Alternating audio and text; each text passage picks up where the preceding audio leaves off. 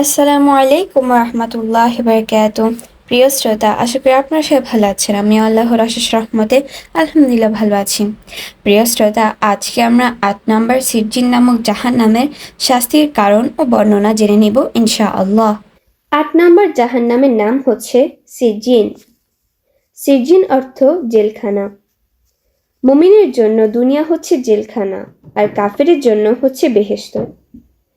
আল্লাহ রব্বুল আলামিন কোরআনে কারিমে সূরা মুতাফফিফিনে ৭ এবং ৯ নম্বর আয়াতে বলেছেন, শুনে রাখো ভালো করে, পাপিষ্ঠদের আমলনামা কোথায় রয়েছে?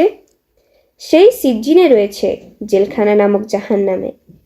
সেখানে বন্দি করে রাখা হয়, তাই এই জাহান্নামকে সিজ্জিন বলা হয়।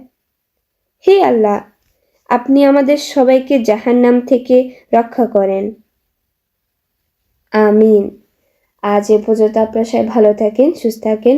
আমার জন্য দোয়া করবেন, আমার আম্মুর জন্য, আমার আব্বুর জন্য দোয়া করবেন। পরবর্তী ভিডিওতে দেখা হবে। আল্লাহ হাফেজ। আসসালামু আলাইকুম রহমতুল্লাহ বারাকাতুহু।